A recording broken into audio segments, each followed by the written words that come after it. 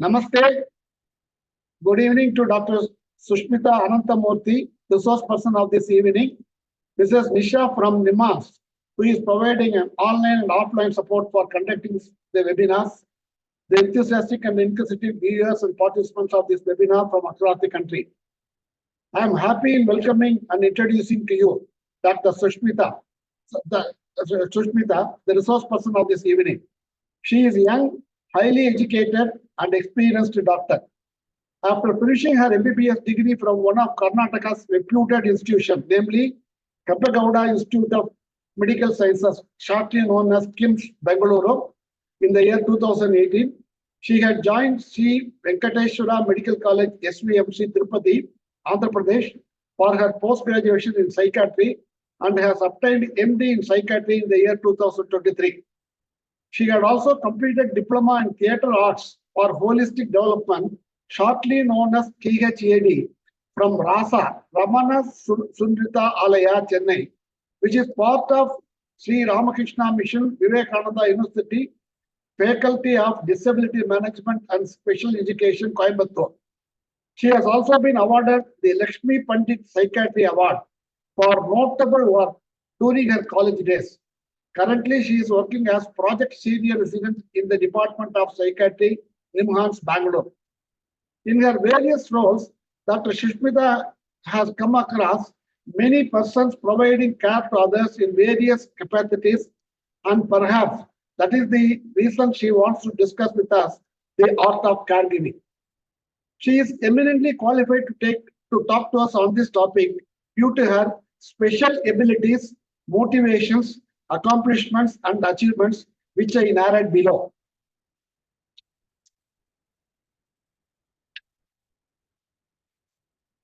She is an Indian classic dancer, trained for more than 15 years in the styles of Kuchipudi, Bharatanatyam, and Mohiniyattam. She has given multiple performances on these arts. She is working as a facilitator under Ramana Surnita Alaya, shortly known as RASA Foundation, using the THAD, that is Theatre Arts for Holistic Development methodology for treating children with special abilities. She is interested for further study and exploration in the fields of children with special abilities, holistic treatment, including use of yoga and meditation, dance, music, art, drama as therapeutic tools. I understand that the important reason for Dr. Sushmitha to choose psychiatry as a field of super specialization is her desire to eventually provide all-round affordable care to empower children with special abilities, which desire had fought right from her childhood. I appreciate her for her bold decision to specialize in the field of psychiatry and serve people rather than pursuing commercial success. Let all of us wish and pray for success to her dear endeavors, which are noble in character. I may add, Thank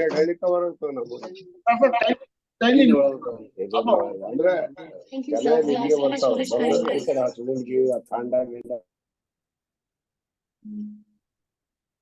I may add, Dr. Sushmitha is a simple and humble person, and she does not like her charitable activities to be mentioned here. As a time management tool, I request participants to type their questions, if any, in chat box for Dr. Sushmitha to answer. You may also raise your doubts after the resource person finishes her presentation. Yes, Dr. Sushmitha, we thank you for your desire to share your knowledge and experience with us today by spending your valuable time. In fact, we feel that we are fortunate to hear from an expert on the important topic of art of caregiving, as most of us are either caregivers or care receivers in our day-to-day life. I am sure we all will be immensely benefited from the tips you are going to provide us this evening. Kindly go ahead, Dr. Sushmitha. Thank you. Kindly go ahead. Thank you, sir, for those very generous words. Am I audible? You are audible now, but I think you have to cut off one of your devices because there is okay. Ma'am, can you try now? It's fine now, I guess. Hello? No, it's recording. Maybe I'll just log out of the device.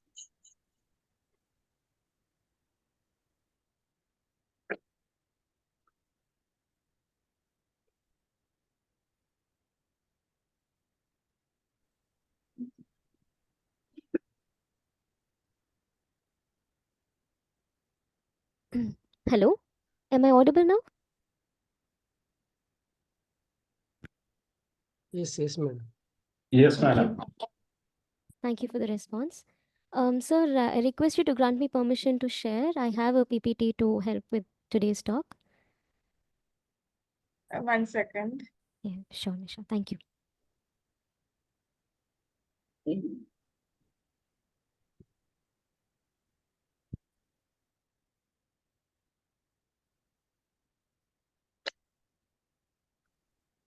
Yeah, done. You are the co-host. Okay.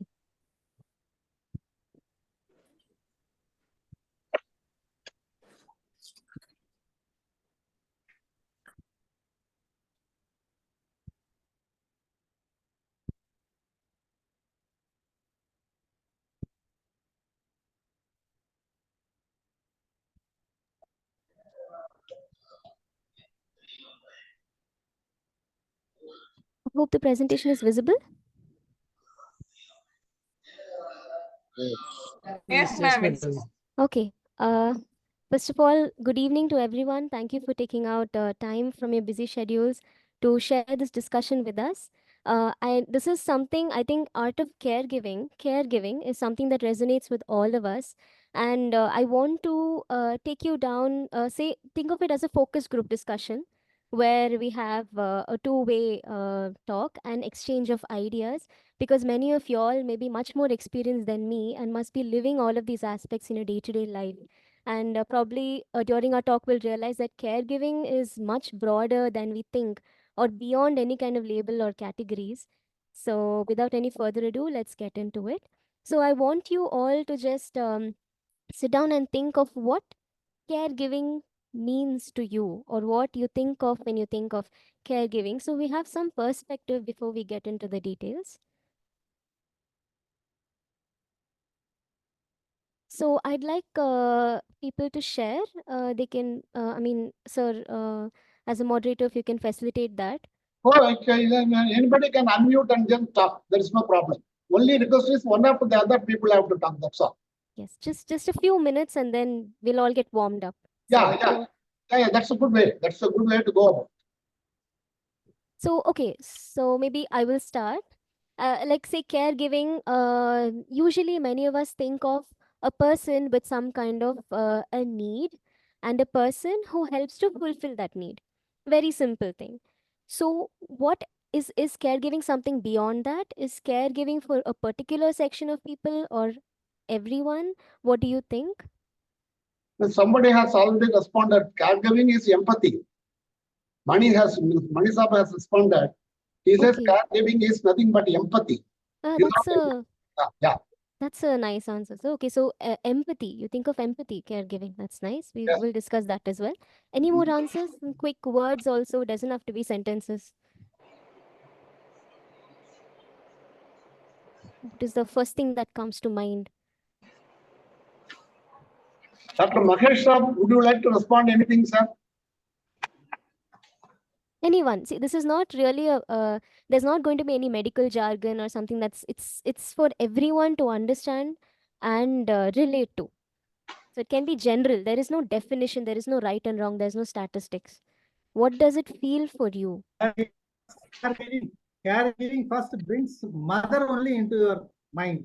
That is a very nice thought, sir. Okay, mother, empathy. So we're getting a lot of compassionate answers. It's like extension of oneself. Okay, so you mean like you're giving a part of yourself? When I'm caring, yes, I feel that a part is being extended. Okay, that's really nice, mom. Thank you. Yeah, Maybe- making someone comfortable, Yeah. making Yes. near ones comfortable.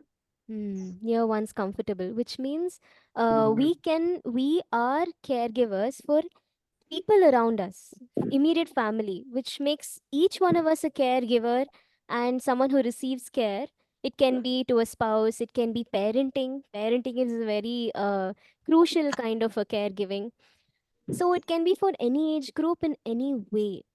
And any one or two more answers, I'll just wait for and then maybe Hello, explain. madam. Hello, madam. Prasad, Caregiving, Yes, sir. caregiving helping others in case of need. In case of very nice, very objective answer. In case of need, so you understand whether or not they have that need, and then you respond to that need. That's a very nice way of answering. So I have very lovely answers from the audience. So okay, so basically, we are going to focus a little more on the elderly. Hmm? So right, usually in most of the slides, I would have put the source of the information. So there is a very good position paper that is written in very recently in Feb 2024 by Niti Ayog. That means what our government envisions for the care of the elderly in the future. So anyone who's interested can go through that. So they say when you talk about care of the elderly, we have to consider four major principles. This is very important. So whenever you're taking care or you're receiving care, be mindful of this: dignity, autonomy, respect, empowerment. Big terms, but maybe we'll break it down by thinking of a scenario. And then you can think of more scenarios once it's so when for example, a common scenario, I'm talking about the elderly. It could be like 60 above, 70 above, sometimes 80 above. So many conditions like a late stage of dementia or other medical conditions or any kind of a neurological issue. What happens is some people lose control over their bowel and bladder. They don't know when they have to use the washroom because of various issues. So that is something that many of them, they feel that it is hurting their self dignity. So at that time, it makes it difficult to receive any care, even if the caregiver has a good intention of helping. That time, some kind of a compassionate communication where they explain that this is not remove any kind of guilt from the person, that it is not your mistake, it is not in your hands, you are much more than that, this is just one phase, just one task, and I am doing it out of my will, I'm helping you out of my will. So simple words like that and communicating these things will help to preserve the dignity. When anyone has their self dignity preserved, it is easier to receive care and they feel more comfortable also. So, dignity, first principle. Second is respect. So, when uh,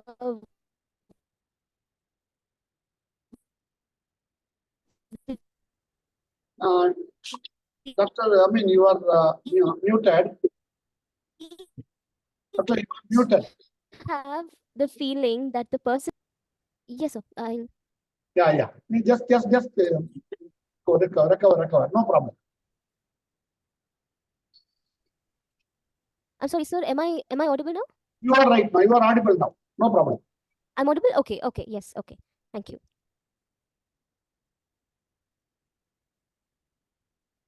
Okay, so the second principle is respect. Always be respectful and be mindful that the person you're giving care to knows that they are respected. It can be in small things in daily life. Maybe you can think of examples. The third and fourth are very important. I got a question before the presentation started, and this could also help. Like if a person is cognitively intact, that means they know exactly what they're doing and their mental functions are very well preserved. Sometimes they may refuse to take care. What is wrong with me? I want to do everything on my own. I don't like this dependency. That time, it really helps to bring in autonomy. Like even if you give them the freedom to decide on small tasks in daily life, it makes them feel independent. And empowerment is when you allow them to do independent tasks. Of course there is no allowing, but I mean that just encourage them. Like there are many tasks that if there are 3 4 tasks that they're unable to right now, the rest of the tasks they will be able to do, like getting water for themselves, supporting water for the plants, going for a walk and enjoying nature. It gives them some sense of purpose and makes them feel empowered, and that really helps to build a positive relation between the cared and the caregiver also. So I hope this is clear. If we keep this in mind, then we'll understand subsequent discussions also later. So this is like a foundation. Doctor, can I just interfere for a minute? Yes, sir, please. See, at the beginning of the presentation, you said something that there are something is available with the government of India which can be useful, etc. Can you just come again on that, Doctor?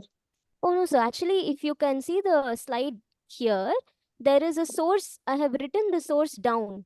Position paper, senior care reforms. So this is the source from where I have taken the four I understand that. I understand. principles. It's a position paper written, has a lot of details on what is the future plan of the government to empower senior care, including facilities, then state programs, etc. So that will give a lot of idea for anyone who wants to explore. Thank you, ma'am. That explains. Okay, so Rosalind Carter said there are only 4 kinds of people in the world: those who have been caregivers, those who are currently caregivers, and those who will be caregivers.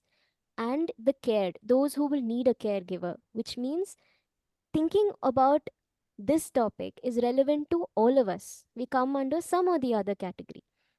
And I think many people who have taken care or are having caregivers will understand. So, a caregiver can take up multiple roles. They're almost like, multifaceted, like a helper, an advocate, secretary. So, you see this image, can you relate? The number of things. So, sometimes, like, we don't really acknowledge many of the things that the caregiver is doing, but it comes under a lot of roles, which once you break it down, you realize that there's a lot of responsibility and there's a lot of sometimes burden that the caregiver can experience, which we will talk about later. So to divide this discussion, let's take 2 perspectives.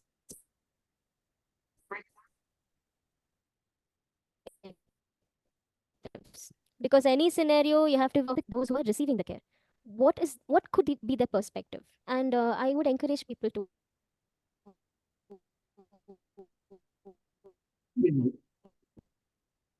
That is breaking, ma'am. Your add in voice is also if there's anything. So I hope it was clear till now. My Yeah, audio, I mean. no, your Okay, voice yeah. is somewhat breaking, ma'am.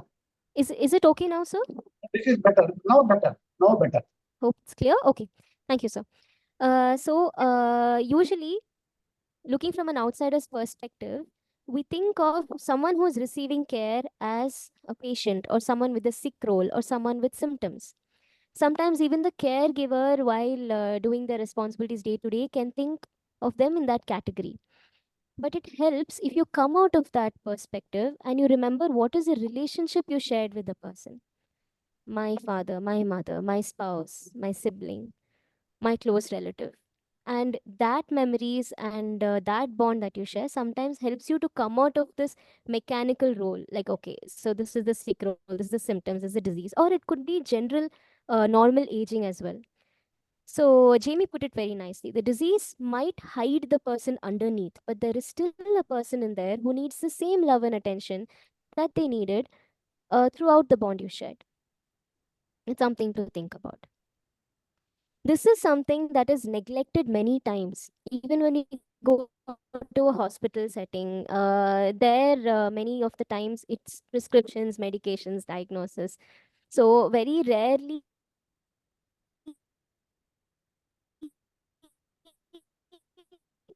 caregivers be a touch, a smile, a kind word. When you just sit down for 10 minutes with them and listen to what they are feeling. Because what needs we are told by the doctor or by the nurse or anyone is that, okay, so this physiotherapy has to be done. Or, for example, this medication has to be taken at this time. Or this self care task, bathing or helping them brush or helping them walk. These are certain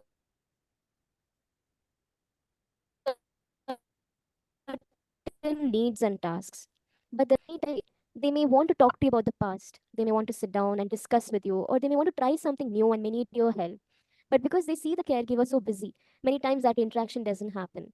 So if we can take that initiative, then we can cater to these emotional needs and will make them feel much better, and it will help in their recovery also, or in general.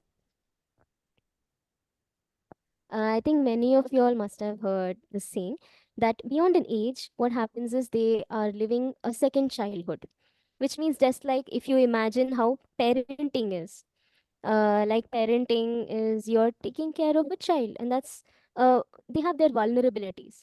So if you can think of a person beyond an age and understand that there are limitations right now, even if they have lived a very fulfilled life, because they're living their second childhood. So if you approach it like parenting, it won't feel like a burden to the caregiver also. And that is where many of the answers that you had given me initially, empathy, and many other lovely answers, giving a part of yourself, that is automatically you don't think of them as a burden or draining your energy. And you also find it beautiful and you're doing something fulfilling. Autonomy and empowerment, I think we discussed in the initial four principles. So here I'd like to break the monotony and just a couple of answers quickly. Can you think of ways how to include this in day-to-day life? You can be taking care of anyone, even your immediate family.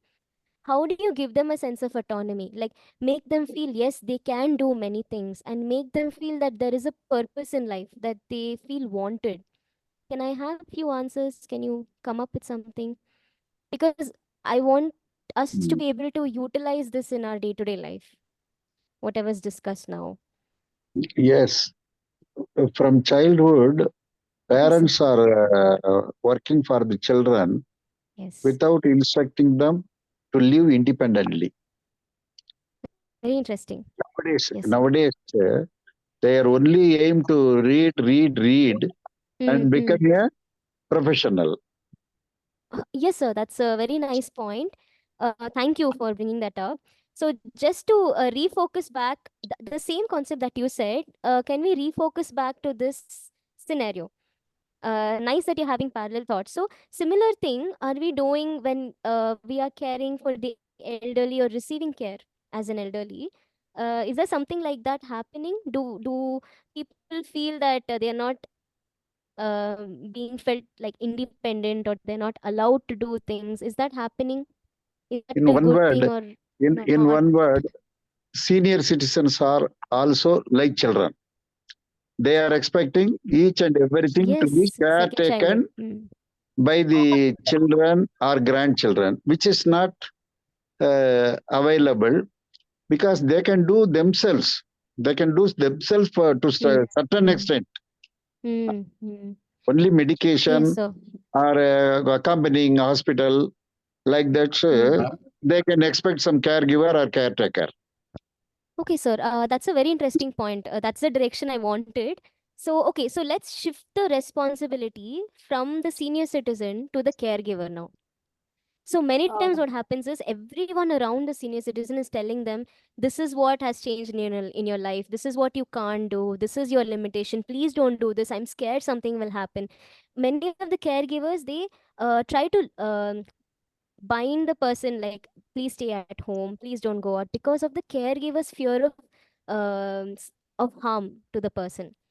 So, as a caregiver, maybe we can make an exercise and think what are the tasks, even within home or within a safe space, that the senior citizen can do. First of all, what say is called Mr. X. What can Mr. X do? What he used to do before, and what makes him happy? So many times, like, okay, to give you a context, sir, like many of them they come at a later age with memory loss. So that time, even to prevent such memory loss, we advocate an active lifestyle.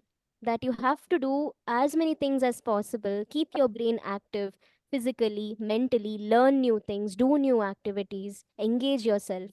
The same thing within limitations, if they do, even when this symptom comes under a safe zone, it still helps, and it helps to slow down the progression of memory loss.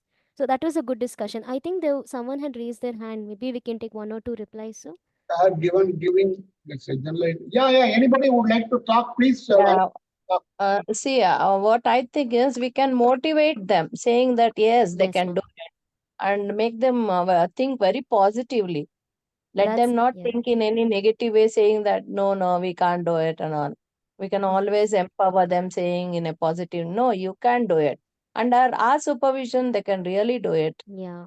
Yes, ma'am. We've put it in a very nice way. That's exactly what I wanted to put across. So we can do that every day. Thank you. Anyone else would like to pitch in? Ramnath, you wanted to say something? Ramnath,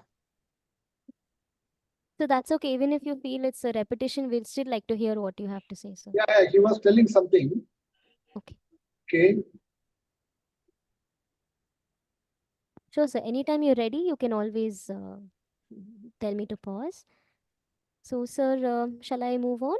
Yeah, but kindly move, ma. Kindly move. Yes, sir. Also, you can text in the chat box and we will look into it later. Yeah. Okay, so this is I just wanted to set the stage. I wanted to share with you some very concrete resources. So suppose if, for example, I want to get a big, I want to take up the role newly as a primary caregiver, and as a caregiver, it can be like I can have a lot of anxiety. Suppose if I am the primary caregiver, that means I'm the first person taking care of everything for that person. It seems very overwhelming for me, and I may feel that okay, I don't know how to start, I don't know what all to do. So this is a source that I came across: National Institute of Aging, NIA, National Institute of Health. So this is the hyperlink of the exact website. If you see bottom of the page, caregiver worksheets. So they have caregiver worksheets like which helps the person to start of this new role. So I just wanted to show you this. This is not how the worksheet is. This is to fit the slide.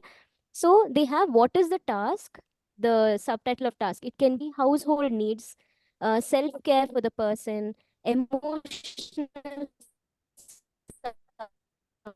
support, health and medical care. There are so many headings. So under that, they have broken down what are the common activities. So we can, as a capacity of the person we are caring. Sir, I hope I'm audible. You are audible, no? But anyway, somehow or other, I mean, off and on, your voice is just breaking. Okay, sir. Otherwise, I you will are just look audible. into that. Okay. I hope it's being conveyed. These are certain activities that are listed down. And maybe if you go to that worksheet, you will be able to read in detail. And next column is very important. Who do you want to give the task? So here I'd like to talk about delegating duties.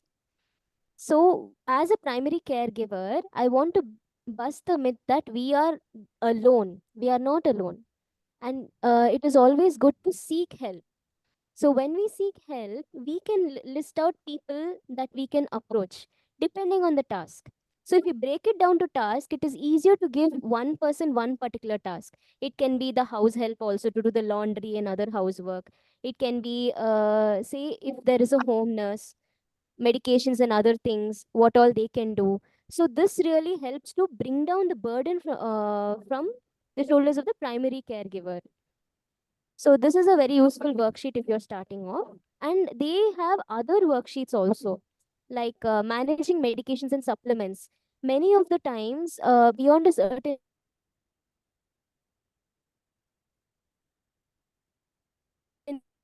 Again, your voice is breaking, ma. I think there is some problem with the network, many of Jambunath. Problem is not with the network, sir. See, no. so Yeah, now better, ma. hope this is better, sir. Yeah. Okay, great, sir. I will just stay here then. Okay. So medications and supplements, many times it keeps changing with the 2 to 3 checkups to the doctor. We have to keep updating it. And many times we have to keep track of when what medication has to be given and why it has to be given, SOS or daily, before or after food. So this worksheet is very easy. We just have to fill it in. And we can always take a new worksheet when there are updated medications. So these are all available and they're very good tools also. And suppose if there are elderly, if you are so there is something called a secondary caregiver and a long distance caregiver. So suppose you are able to visit the person just once a week, and you have to make sure that it is easy for the person to take their own medication till you visit again. So there are pill dispenser boxes. There are different kinds. This is just one image for an idea. So if we can just remove it from the sheet, and put exactly what tablet has to put when. There are week day-wise dispensers, time-wise dispensers. That also can be very easy for the person to just take it.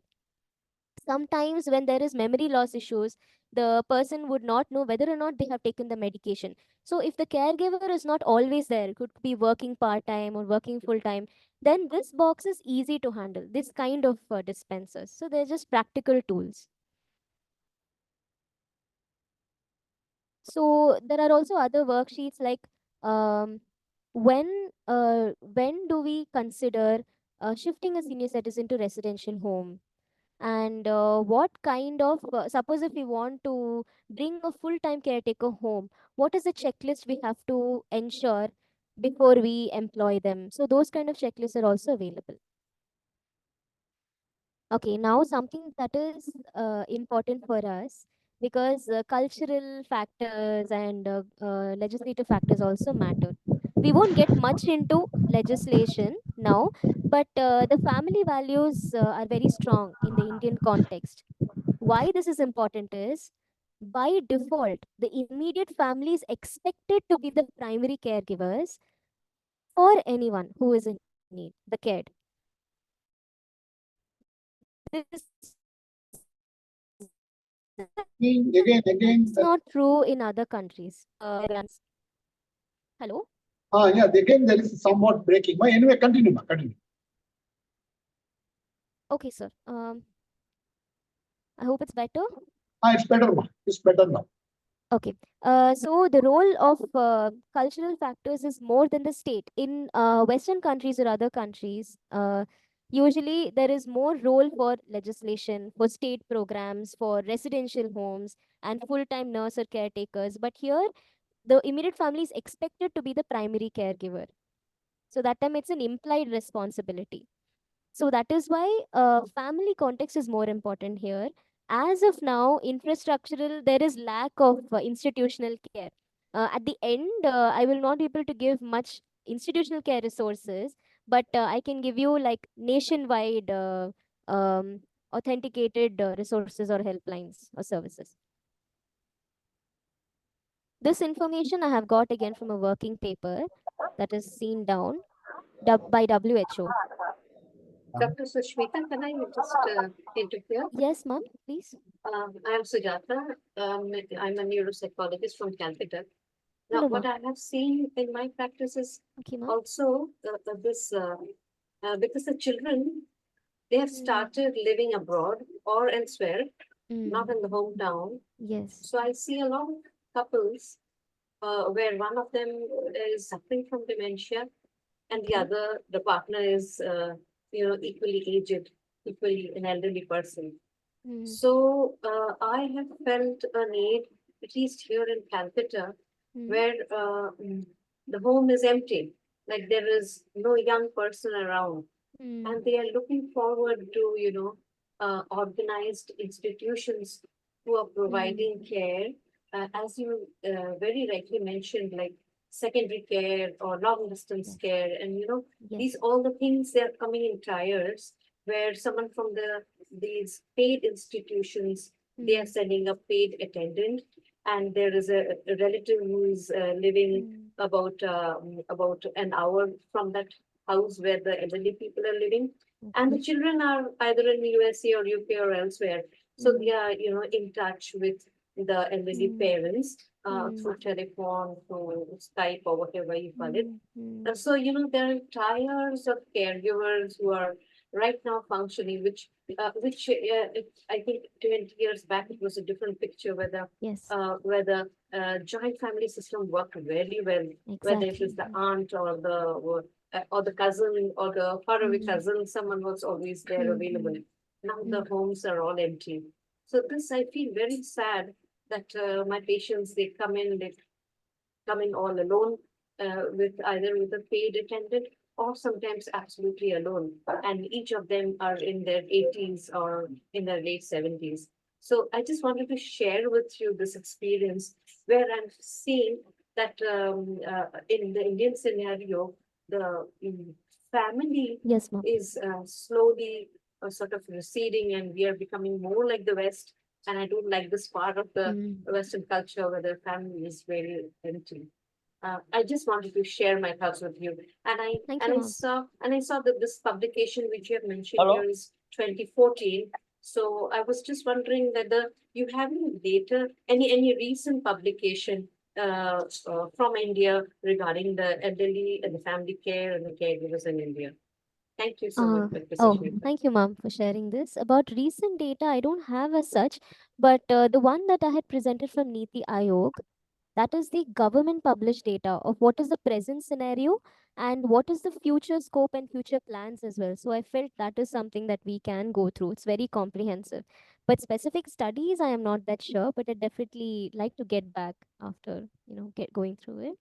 But thank you, ma'am. And in that regard, I wanted to say that's a good transition that you pointed out, ma'am. Like it's getting like the West because of the nuclear family setup now. However, unlike the West, we don't yet have the infrastructure. So that is a sad transition phase. Apart from that, like there are the another issue is even with available of homes there are certain like ma'am had pointed out there are certain resources coming up much beyond what was there 20 years ago. There are certain societies that have come up, as in it's very well organized. I'm sure the initiative that has given me a chance has more information to present today, has more information in this regard. There are many organized well organized societies where senior citizens can live a very good, balanced, and dignified life independently with the state of the art, facilities and resource persons, A to Z. The only issue that we face because of the family being important is the stigma. So how we put it across and how do we normalize, and just like we have residential societies, if we normalize these societies as well and explain that it will only enrich life and it is not something like an outcast, so that is something we should convey as caregivers, or as a society we need to normalize it. That's a cultural shift that need not happen. Come on, Ramnath, talk. Good evening. Good Madam, evening, sir. caregiving only needs for elders or gents only. Generally, ladies does not want such a care. Only few Okay. have. Because ladies are somehow managed. Only gents needs caregiving people. In foreign countries, the paid caregiving people are there. Paid Yes, one, they'll come and sit there for true, 2 hours, true. this much like that. Can please explain, madam? Yes, sir.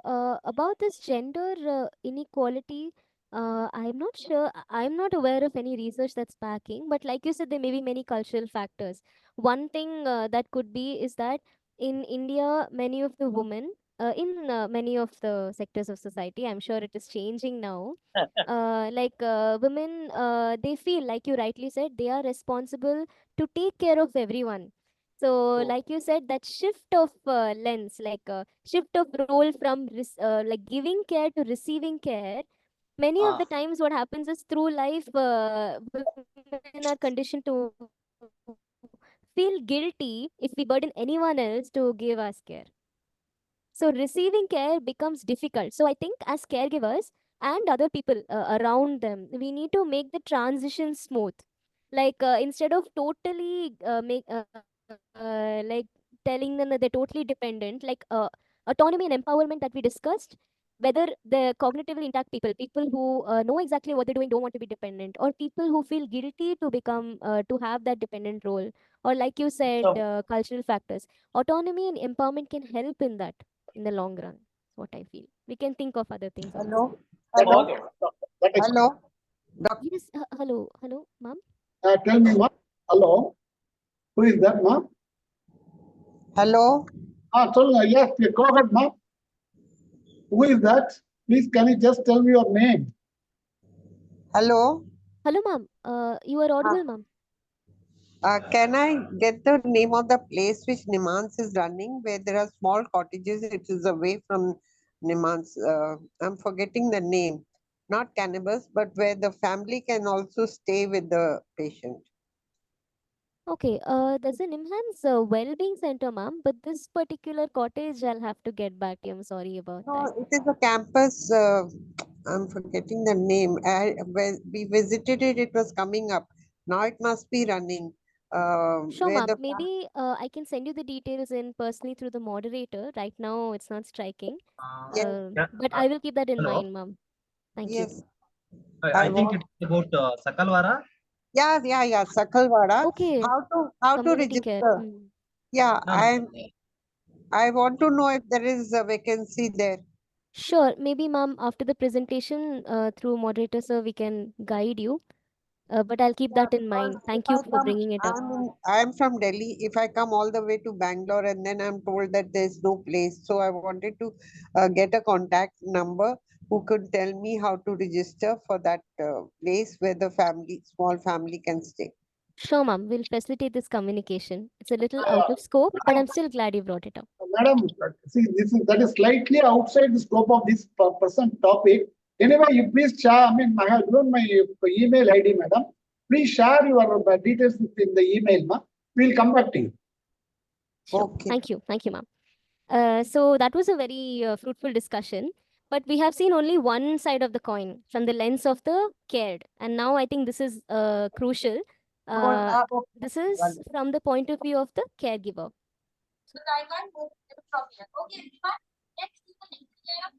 Okay, so those who have had the role of caregiving, we notice that all of us have given care at some point in our lives. So if you imagine, this is how a caregiver can feel. These are the different ways they can feel throughout the journey of caregiving. And just mentally think whether you can resonate or relate to this. So some days are easy, sometimes it's a cakewalk, everything goes fine, but many times it can be a challenging day for many reasons. Maybe you are not physically active, or maybe the person may not be cooperative much on that day, or there can be some argument, or there can be many factors. Some days you feel, okay, I've got this, I can do anything that I have in mind in my checklist. Many times what happens is, when 100% you feel that 100% of the checklist is not ticked and there is one or two tasks that is left out, the caregiver often feels guilty, and that causes a lot of other problems we will discuss. So feeling guilty, sometimes feeling frustrated because of the burden or not able to keep up, that is something we should take care of. And this talks leads us to another concept called burnout that we will discuss. But suppose if two other things are balanced, like having fun, making the process fun by involving the senior citizen, involving the person we are caring for, and feeling that love and expressing that compassion, that can help to reduce this feeling of being overwhelmed. And sometimes we don't, even if we do something, many times we don't get acknowledged. And when we don't get acknowledged, that takes a toll on our emotional health. So self reward helps in a long run. I'm sorry, like rewarding yourself, you have done this task, you have helped out in this way in caregiving. So give yourself a pat on the back and say, okay, fine, I need some self care time, and have a balance in life that we'll discuss further. This is an overall picture. So, what do you think are the biggest fears that the caregivers can experience? So, many of these principles we'll be discussing in this discussion is universal. It can apply to whatever role we're having in life. So, suppose if you know about the condition of the person that you're taking care of, we have anticipatory fear. If there is some kind of panic episode that has happened with the person, or if there is some kind of fall or multiple falls that have happened, some past experience, you are afraid that something like that can happen again, some kind of SOS situation. So that is an anticipatory fear that can be at the back of the mind. Suppose if you are not aware about the condition of the person, and the doctor hasn't yet given you full details, checkup is pending, then you have fear of the unknown. What could happen? You don't know. So you don't know how to prepare for that. And the ultimate fear, what could be the ultimate fear for the caregiver? It is sensitive to discuss, but you fear about losing the loved one.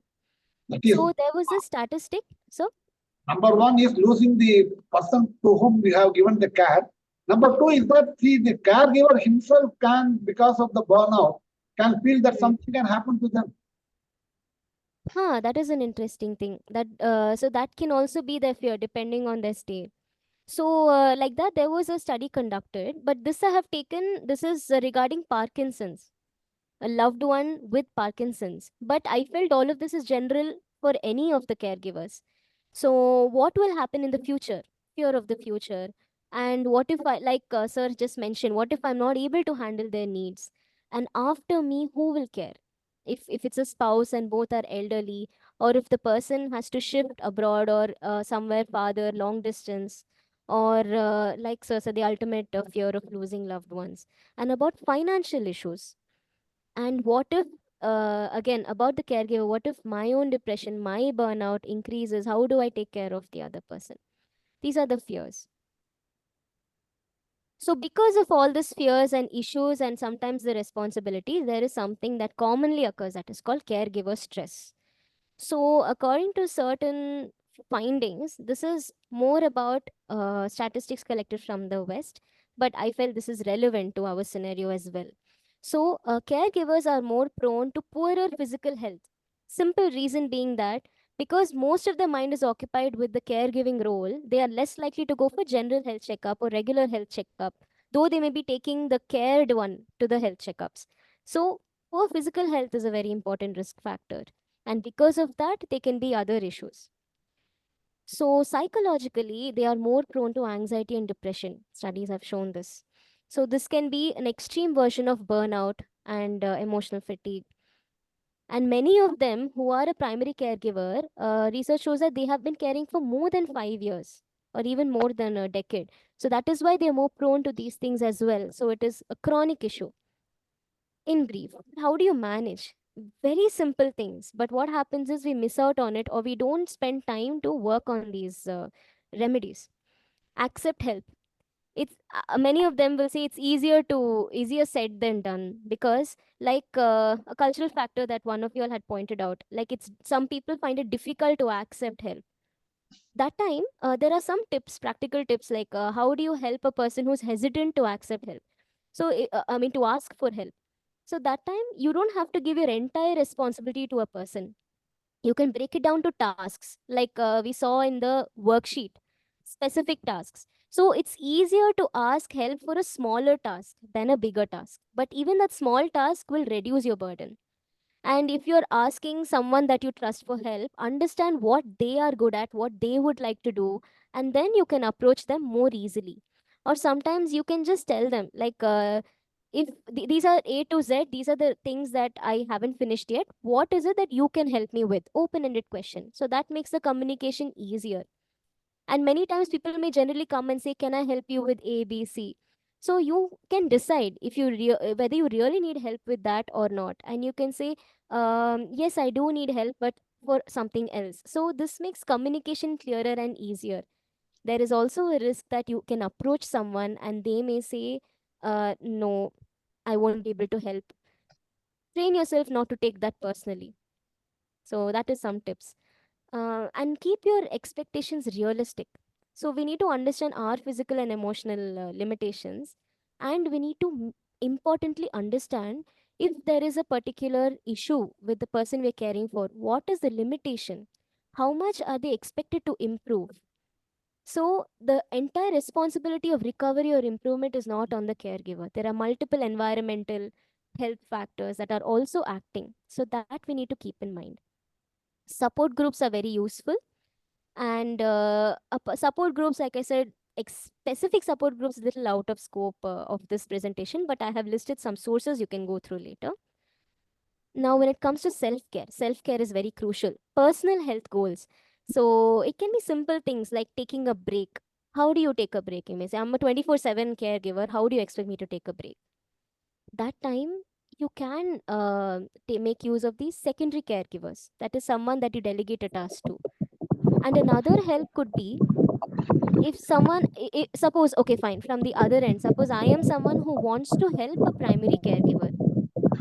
So that time, how can I help? So someone is already doing all the tasks, I don't know how to help the person, I know they are round the clock working.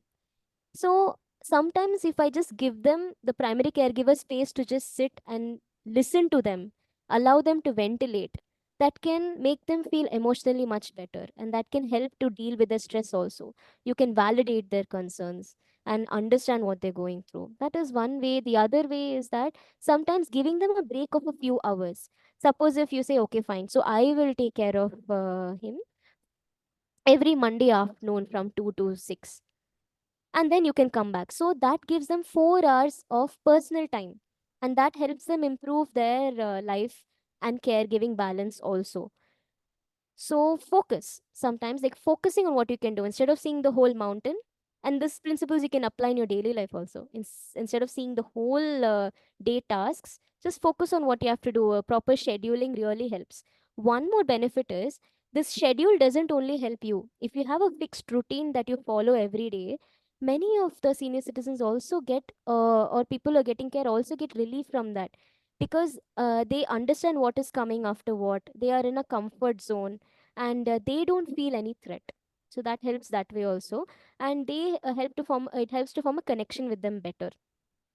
Community resources, locally to your community, you can explore and see, and always reach out to peers. That is very important. And remember, only if you take care of your own health, you'll have the resources to take care of the person. So in case you feel guilty that you have gone for a walk, you've gone for a movie and left a secondary caregiver, just think that you are doing this to rejuvenate yourself, to help the person better once you get back. If you have a break, emotionally you're charged, you are more calm, you can be more compassionate, less irritable, and you will also reduce the possibility of a burnout. So that is indirectly helping the person you're caring also. That's in brief. Okay, so there are just two things that we will discuss after this. Caregiver burnout. How many of you all have come across this, or you know about this caregiver burnout? There is Very, also another one called compassion fatigue. Sorry, sir, someone was trying to talk. I was just telling you, that's a very, very common scenario today. Yes, Because yes. especially when there is a prolonged illness for the person who is being cared for, definitely caregiver burnout is very often happening, and that is becoming a serious issue nowadays, ma'am. Yes, sir, that's a good point you said. Prolonged. It is because of the chronic routine of round the clock responsibilities, and not so what we discussed before, there's a lot of overlap. When you think of preventing these issues, there's a lot of overlap. It's just about understanding how to maintain life and caregiving balance. Like we have work life balance, I like to call it care life balance. Okay, but it's a spectrum. That's what we need to understand. We don't get up one day with a burnout, like sir also mentioned, it's chronic. So how does it start? How do we get to know that we are going in that direction? Usually, it starts with, at a psychological level, stress. Like the things that used to be easy for us start to feel burdening for us. So, how do we know that? First, usually, whatever happens psychologically, the first symptom that we get is reduced sleep. So, when the caregiver starts to feel that the sleep quality is poor, symptom number three, then you know you have to figure out why. Feeling tired all the time, and feeling stressed and getting irritated for small things, maybe small interactions with the person you're caring for.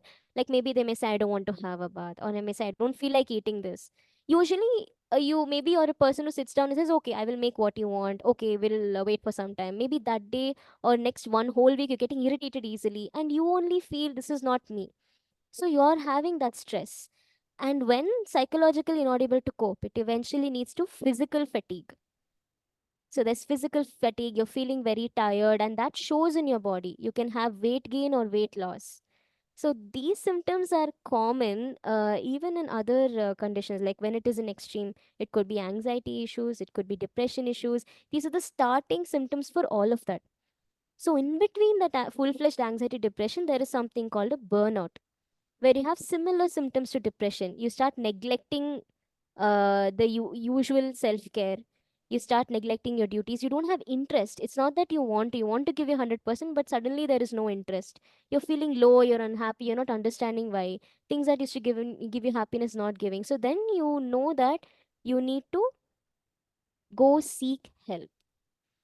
So initial stages, like you're having stress, you're having fatigue, you can go for a secondary caregiver. You can allot your tasks to different people, or you can sit down with someone else and ventilate. That's where peer support comes into play. You ventilate with them, exchange ideas. So you must be dealing with this too. You are also caregiver. What have you done? Then you just speak to them and vent it out, or you get some uh, proper tangible support. So they said, okay, fine, I will help you out with this task. So that really helps. But if it is severe enough that you're not able to follow your daily routine, your self-care, your work, your relations with others, your interactions and all are affected, then it is best that you seek care from a professional, a mental health professional. There's something called compassion fatigue.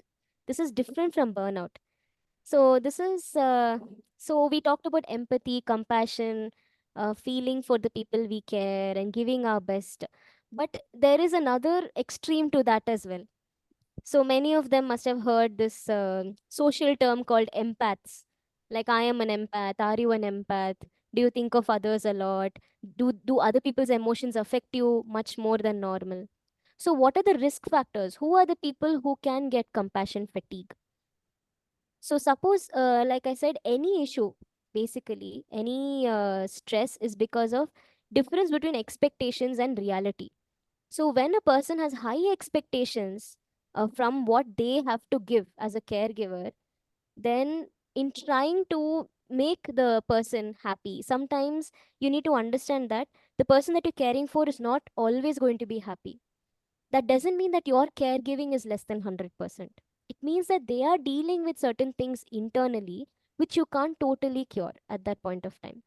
Then having an idealistic thing that if I follow this particular routine, 100% everything will go right.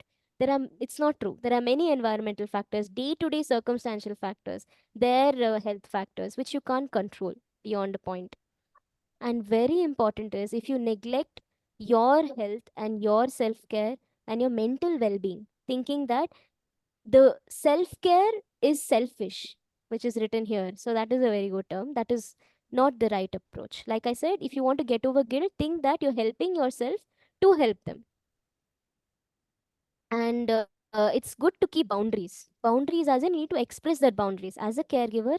This is what I am capable of doing, or this much I want to invest, and this is what I am not able to do because it's affecting me mentally or physically. It is difficult to draw boundaries, just like it's difficult for many to say no, but that's important.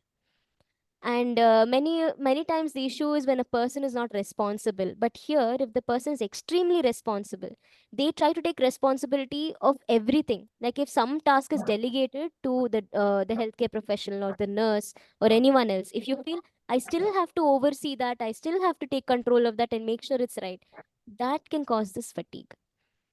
That is the risk factors. But then what can you do? What are the compassion satisfaction supporters? What factors will help you prevent this? So adjust your expectation. Sometimes when you go to the doctor and ask, sir, this is the condition you have told me, this is the issue you've told me, how much can the person do? How much can I help him improve? How much is irreversible? So you're adjusting your expectations to the reality. And every, instead of keeping a target as 100%, every task that is done, okay, I took him for a walk today, we had a very nice conversation today, he actually did this which he didn't do yesterday. So you're focusing on the good, and you accept that not all days are the same. There is some downs, there is some lows, that's okay, but that doesn't mean you're not giving you 100%. So self-care, again and again, I have to emphasize, it's very important. It can be mental and physical to keep you to your 100% of your potential. So, like we keep personal boundaries, it's important to keep compassionate boundaries. So, this is a very nice image I found. Like we fill the fuel tank in our vehicle, we need to make sure that we don't go towards E or fatigue, and we are rejuvenated. So, you are human. Always appreciate yourself, reward yourself, and you'll feel better because you are doing your best. This is, I think, a revision of what all, it's general for anyone's well-being. It's not just caregivers. It's just that for people who are constantly thinking of others, we need to remind them to do the basic things. So sometimes it helps. I think these are just images. It can be like balanced diet and hydration, a good sleep routine, and making sure that before bed you're in a relaxed environment, like follow sleep hygiene techniques, and make sure you have some kind of activity or exercise. Like, these are the things you will tell people that you're taking care of. Put yourself in their shoes. So tell yourself whatever is important for them, whatever I make them do, I also have to do. Then it makes things easier.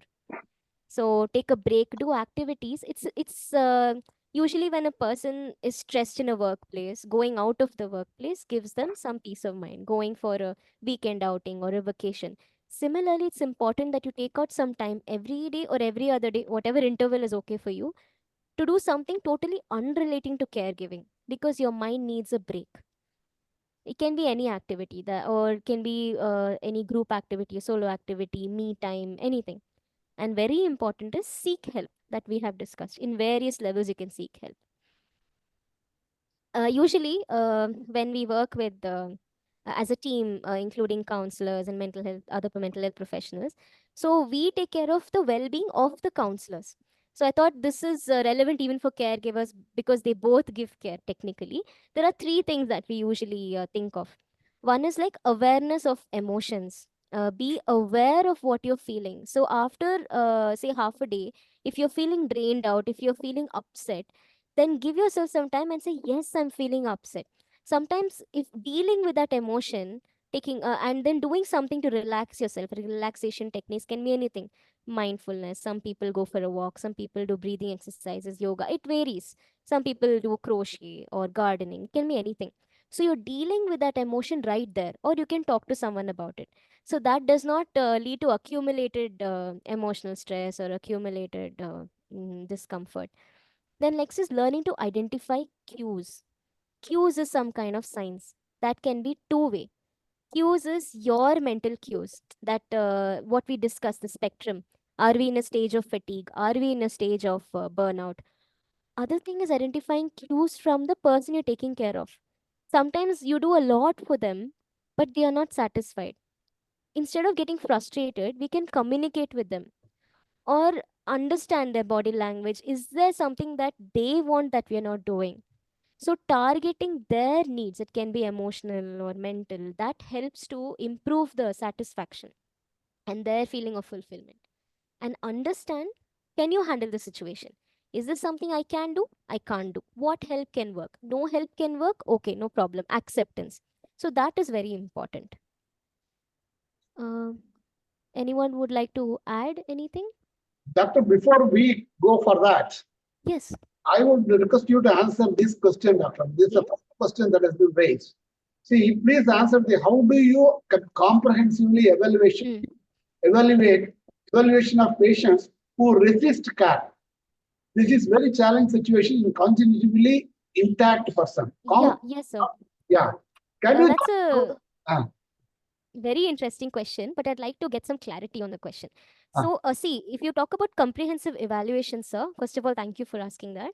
Uh, from my experience, limited experience, I'd like to say that the evaluation pattern doesn't change. Whatever tests we run for a symptom of memory loss, whatever tests we run for any physical limitation will be the same. Correct me if I'm wrong. I think your question is, how do we convince them to get evaluated because they are cognitively intact? Is that right? not that they resist care? That is, the doctor has raised that he by himself is a doctor. He's a geriatric specialist. Okay, sir. So, I mean, he is regular. I mean, he's also coming to our sessions very regularly. Okay, sir. Talking, I have got a patient who doesn't want, he needs, care, but he says, I don't want care. He's resisting care. How to convince him? Okay, so there like basic principles that we follow as a psychiatrist. I think I have had whatever student life or initial patients I have seen in practice. A lot of scenarios like you have mentioned we have faced. See, people who have certain issues like memory loss or any other incapacitation, and they are mentally intact, they are not able to accept that role of dependency. Also, they challenge what the doctor says. I think that was the concern. Yeah, So usually, what the mistake that I have seen that we do, which I try to change, is talking to the caregiver first. So what happens is when we talk to the caregiver first, with them sitting next to them, we are listening to the caregiver's version. We are prioritizing the caregiver. They feel inferior. They may feel that they are not heard, and so they are going to rebel. That is from my experience.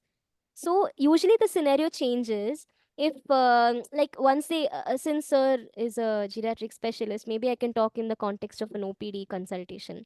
So when they enter and they sit, usually there is some kind of a brief history, right, sir? So when we talk to the person, we know that the person may have signs of dementia, may not be able to totally answer, but the purpose is not to get concrete information from them. The purpose of talking to them first is to establish a bond.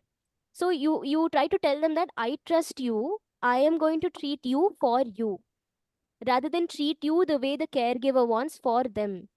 So that change of perspective used to help me a lot in many of the cases. That is one thing.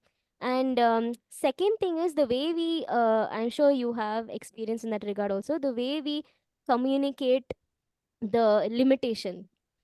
It helps if it usually used to help when we would say what are the tasks they can do or they should do, followed by the limitation. And usually the details of the diagnosis I would then give the caregiver alone in private, but tell them the usual tips that we usually give, like for dementia, I would say like keep them active and not sedentary, and make sure that the progression is slowed, and also tell the caregiver about to change the attitude in which they are treating the person. I Oh. hope that is useful, sir. Please let me know if no. That helps, doctor. That helps. Dr. Mahesh, I mean, you want to add anything, ma'am? Anything, doctor? I think he's not. I think it is the whole journey of caring, the whole journey of caring Yes, is sir. it just started. So still we have to go a long way because the trend of True, sir. caregiving has just started because geriatric Yes. population is increasing in India. Yes, there's a demographic shift So recently. I True, think sir. even this That's it. topic, if we evaluate deep in a depth, so we'll come to know from caring the resistance for care. It's multifactorial, starting from low socioeconomic status to mood also, environment, precipitating factors, what makes them to resist care, and True, sir. stress, anxiety, all these factors are Yes, sir. included. Very true, And sir. I think really help also if we have. lack of Yeah, support, and even depression. They don't want to live longer. They true. want to die early.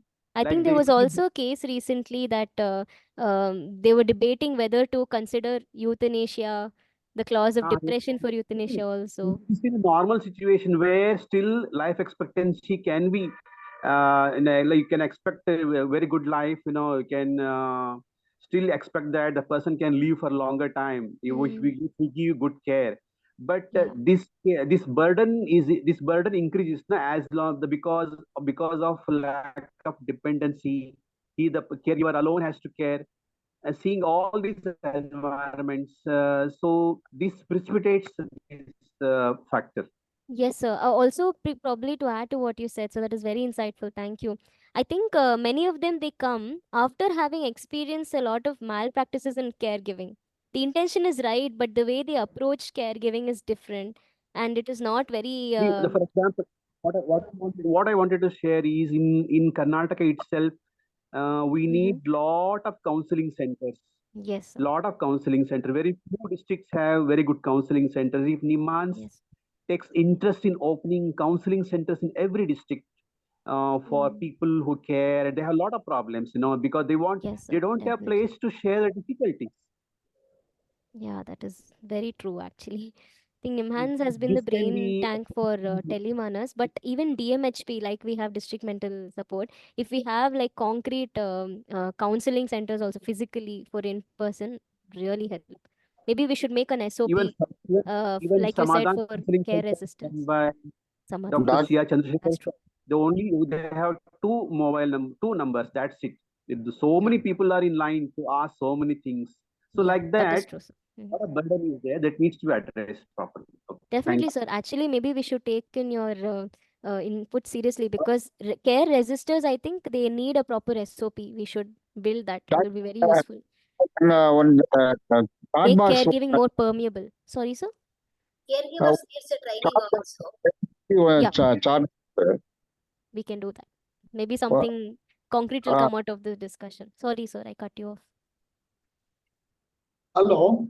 Yes, sir. Yes, sir. Please, sir. So, Tangarai sir. I would like to, one person has asked, Yes, sir. Nehru has asked whether trained persons are available in rural areas as caregiver like that. Sir, in rural areas, what I can tell you, the government resources that I'm aware of. So we have ASHA workers who are there in the grassroots level. So not exactly 24-hour support, but they are a very good bridge. Like whatever, say diagnosing or trying to rally the support at home. They try to give basic psychoeducation to the people at home so they can start off the caregiving and tell them some warning signs at what point they can go to the district hospital or government setup. That bridge connectors are there at the grassroots level. If anyone has more information, can please pitch in. And regarding NGOs that have rural reach, I don't exactly know first-hand experience of what works or what is giving. I mean, ground reality, I'm not that aware of. But Because if you see overall, there are a lot of like there's Helpage India, Asha. Sorry. Doctor, Huh. the senior citizen is being looked after by a senior citizen. That's the problem. Yeah, yes, sir. I think we try to discuss that as well, especially when it is the spouse or it is a relative of. They also have their own comorbidities and they are at a higher risk of all the stress, fatigue that we discussed. That is true. As a father, 98 years old, son is 68 years old. They are taking, the father is being taken care by the son. So this kind of scenario, one senior citizen is taking care of another senior citizen.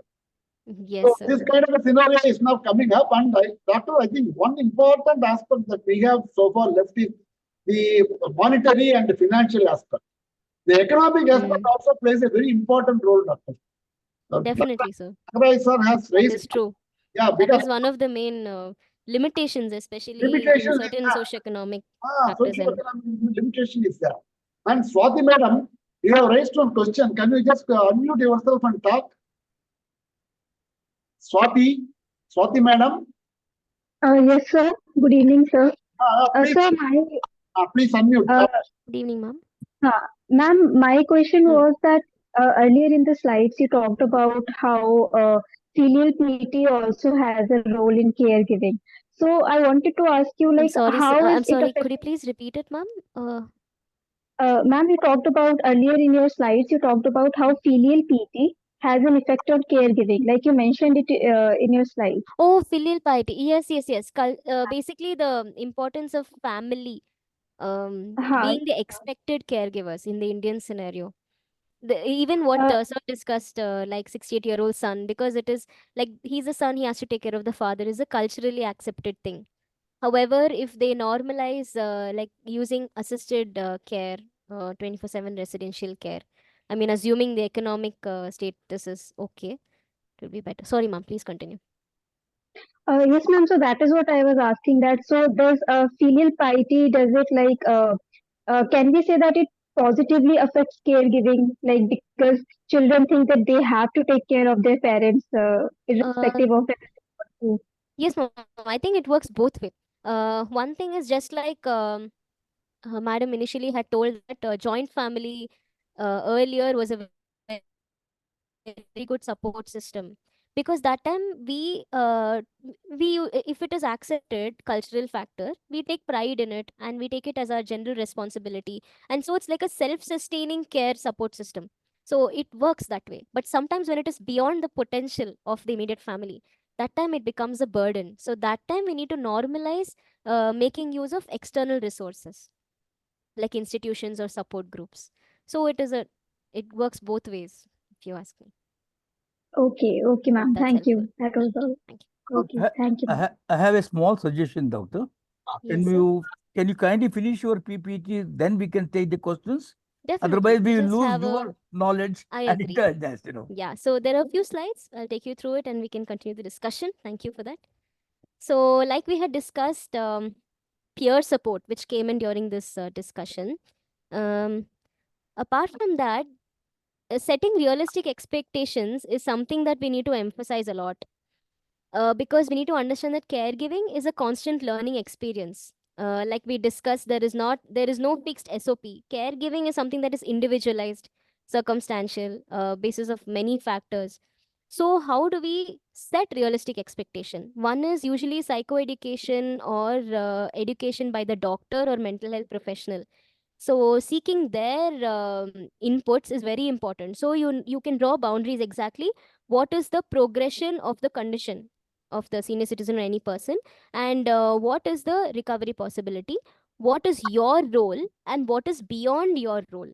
So all of this, if you set in initially, know what you're dealing with, you can set your expectations and you'll be prepared better. Empathy really helps, as in like what do you what understanding what the senior citizen also has in mind, like what is their expectation from life, what is their expectation from you. So sitting down and trying to make them understand this is what can be done, what can't be done, and you can adjust your caregiving roles also to include their needs that they feel, can be emotional also, can be little desires. So all of that also helps in making it more fulfilling. And be kind to yourself, like we've discussed, to ensure that you don't overshoot your capacity. Care life balance also, I think we have discussed, which is of paramount importance, and that makes sure that our health is also in place so we can give caregiving better. So asking for help, we discussed if we are hesitant to ask for help, how any tips to start with it. So there are a lot of resources. The problem is when we take up the role of primary caregiving, we stop at caregiver and family. So community supportive services is something that we can explore, like some of the sources that I will send you. Enabling environment is very important. We need to understand that apart from us trying to adjust the environment around the caregiver, various factors, it could be something very simple. So suppose if say many people with dementia, I keep going back to that scenario because it's relatable. So there is a SOS condition called delirium. So it's something that is preventable in many cases. So simple things that making the environment good with good ventilation, bright with the adequate sunlight, and ensuring there's some little things like objects that the person likes, and making sure that the surfaces are for like prevent they are fall proof, as in rounded edges or mats wherever there are slippery surfaces. There are little things that can avoid known hazards based on condition, and it also makes them feel better having objects that they are familiar with. And keeping the environment fixed ensures that they, like those who are unable to adjust to new environments, feel safer there. And categorizing certain safe zones, like this particular park, certain meters from the home is safe. Then certain other people in the environment, like neighbors and all, who are allocated certain tasks, like taking them for a walk, or SOS contacts or emergency contacts. All of this also will help to enable you in caregiving and will make you feel safe as well. So what helps in a caregiver? Sorry about that. So having good mental health and healthy stress levels, like able to cope, positive coping mechanisms for stress, makes for a better caregiver. And having knowledge about the caregiver's own physical health, like checkups and taking care of their own medications, if any. For example, if the caregiver is also an elderly, and keeping safety and security measures for both the caregiver and the cared. And this was also discussed, equitable gender attitudes. So, busting certain myths, normalizing and reducing stigma in many of the areas we discussed will really help. This is more of to summarize what all we have discussed. So, social support can be peer, it can be an authoritative figure, anyone in the neighborhood or family, and making sure that things are time bound and having good time management will make sure that you can prevent burnout to a certain level. And autonomy for the caregiver and cared are equally important. And education, like the first like sir had mentioned, cognitively intact person versus someone who is unable to understand, so that plays a role of how the care is received. So if you understand their mindset and perspective, it's good to mold your caregiving also to make them feel, enable them to feel comfortable. So these are some pointers you can keep in mind, and keep improving. It's an ongoing process, there is no one protocol fits all. And before we wind up, There are a lot of NGOs, they can be HelpAge or Kiran, and multiple sites are available online and organizations. But these are national helplines or services that is like by the government of India that I'd like to share. First is Telemanas.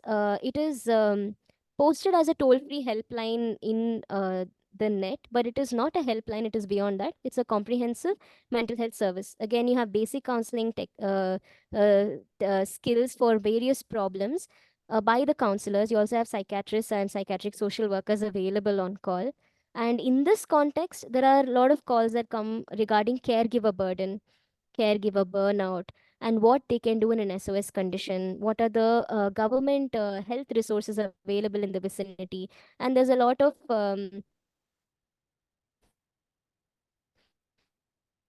You are alone. work done in reducing. Yes, sir. No, I mean you are. There was breaking. Voice was breaking. Awesome. Okay. I hope it is better now. But it's fine. Nearly the end of the discussion. So that was one line that is 24/7 available, 14416. And I would like to encourage you to reach out to these helplines as well. And this is being a comprehensive mental health service. And this is Elder Line. So Elder Line is 14567. This is the national helpline. This is specific to senior citizens. Telemanas is for any kind of a mental health issue. Elder Line is for senior citizens, and they follow the protocol of CARE. I think more information is available. This is Department for Welfare of Disabled and Senior Citizens. The other one is specific to dementia. By the Dementia India Alliance, it's the National Dementia Support Line. This is time bound, 8 a.m. to 6 p.m. 8585 So any resources that you want from this PPT, I can share through the moderator anytime. These are the references that help me to compile this information, and probably you can it will be helpful to anyone who wants to delve into caregiving practical resources, so you can get from these sources as well. Maybe I can put it across as well if you wish. So I come to the end of my end of the discussion. So no, but before you finish, over to you, sir. Yeah, before you finish, I wanted to talk to you. I mean, I want you to give some information on this TAHC. How far Yes, TAHD has helped you? I mean, what is the way in which you use TAHD? Okay. Yes, sir. So Theatre Arts for Holistic Development. Okay, probably on a personal time. So that is it's a methodology developed by Rasa, the organization that you had mentioned, Ramana Sanrityalaya. And that is a course that was available that particular year during the COVID time, accredited by a university.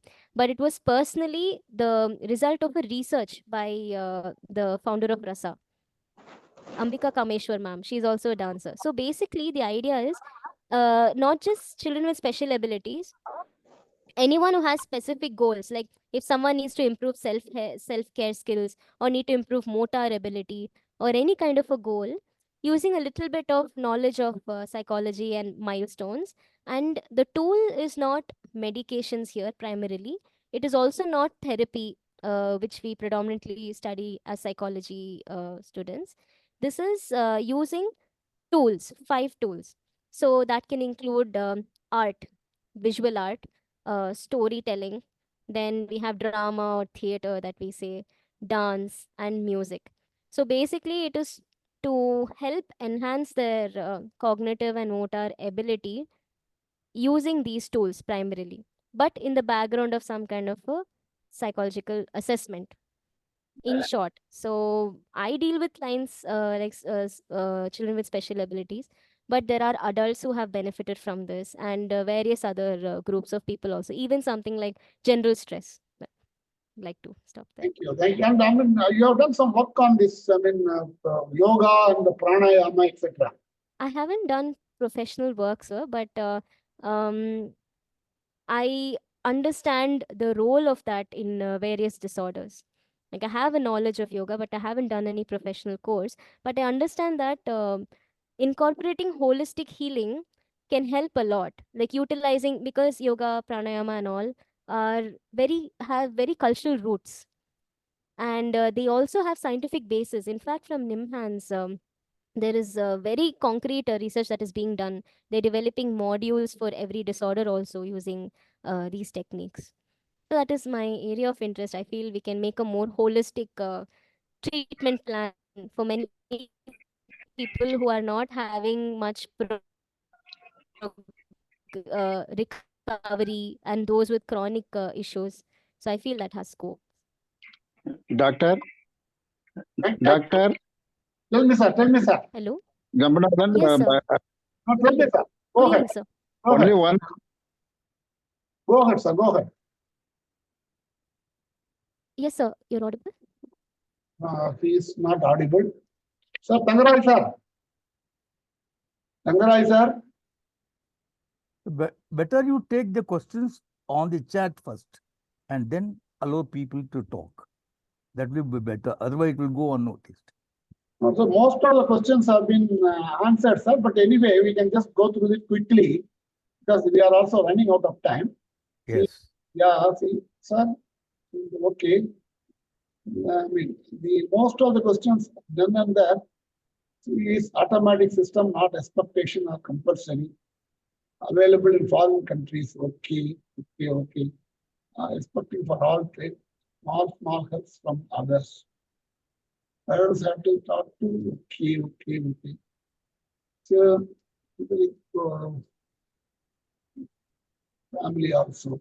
See, I mean, there are name and contact to register for families at stay at the NIMHANS. That is, I mean, that is not within the scope of this topic at all. Maybe we can send it across. Yeah, we send it across. So, okay. Then talked about filial piety. Yes, you have spoken. So, how to enhance the availability of secondary caregivers in small towns? Doctor, can you just throw some light on that? Yes, sir. Could you please repeat the question, please? Yeah. How to enhance the availability of secondary caregivers in small towns? Okay, sir, a lot of secondary caregivers are the people in and around us. That is the people that the caregivers are comfortable with. So it's not necessarily whether it is a small town, urban, or rural setup. It's the way we rally the information. At least my idea of secondary care I put here. In this presentation, can be given with the family and the neighborhood and the support system already available. So appointing secondary caregivers or rallying them and delegating tasks can be done by the primary caregiver, and some of the tips were discussed. Okay. But one thing, I mean, the problem remains that secondary caregiving is very expensive also.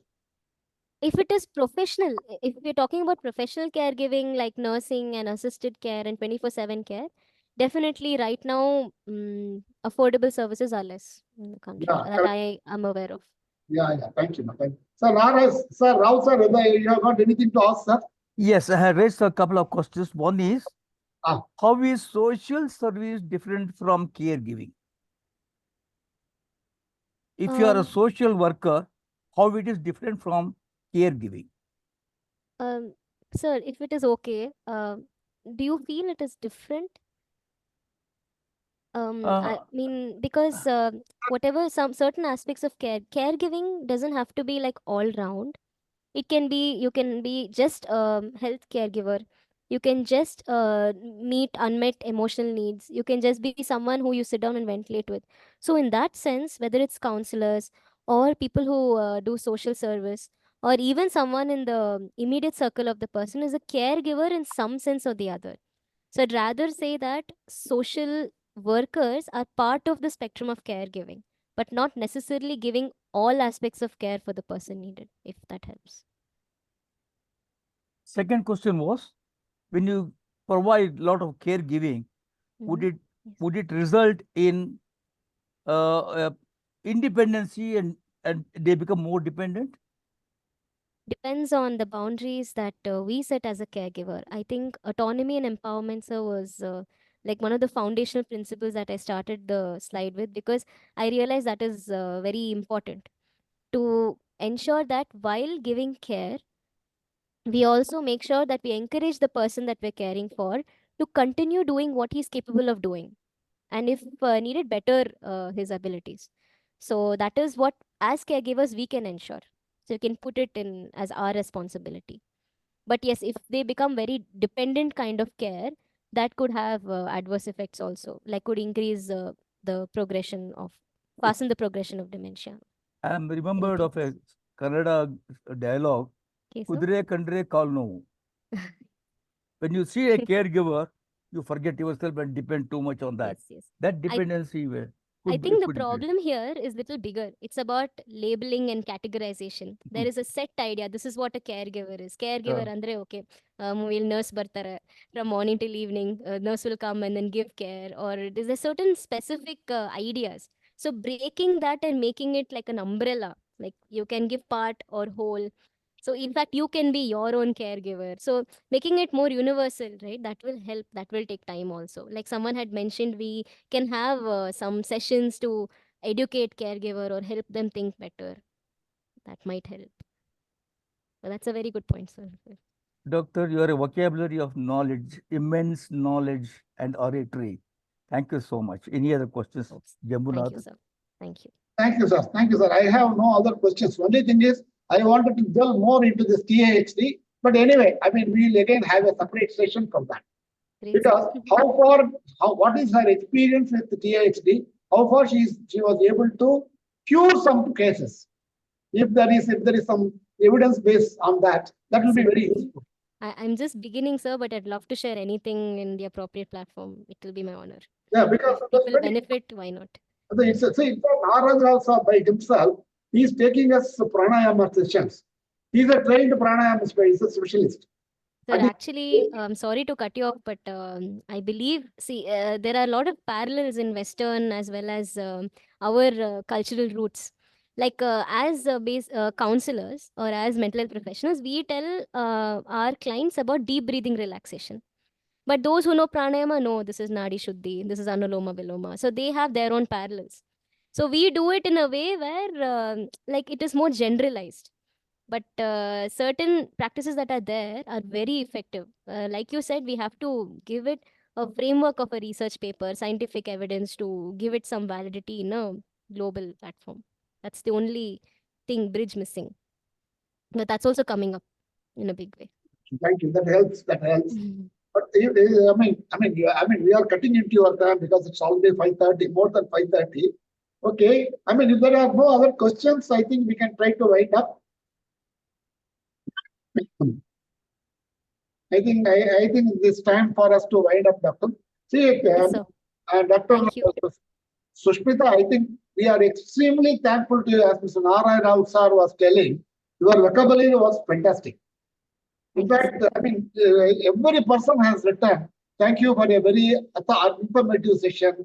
That kinds of lots of uploads have come in the chat box. Of course, I have not read all the things, but everybody seems to be satisfied. Not why it seems to be. Everybody will be satisfied because we have covered the whole government of caregiving, and how to go about with that job and what is the best way to go about with the job. That also you have covered. So thank you very much. See, these are all days of return gift. See, even when I go to a birthday party, when I give something, I ask what is the return gift. That kind of return gift. So here, I think you have shared lots of knowledge with us. What is the return gift we can give? We can only pray God to shower on you and your family all that are the best in life for you and your family. Number one. Number two is that we want a holistic development of you.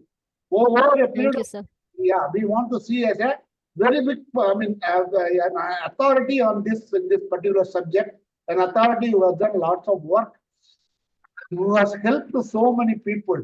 The people who have received your help should talk about that. That is our ultimate goal. Thank you very much. Thank you, sir. Your blessings really matter a lot. It was a very fulfilling for me also. Got to learn a lot. And the audience has been very interactive. Thank you for making it better than I expected. And I've read all the comments. Thank you so much. And questions also. Thank you, sir. Shankar has written something. I'll just take it. Your contacts and email ID, please. Sure, sir. Maybe I can give you my email ID in the chat box if that helps. Yes, yeah.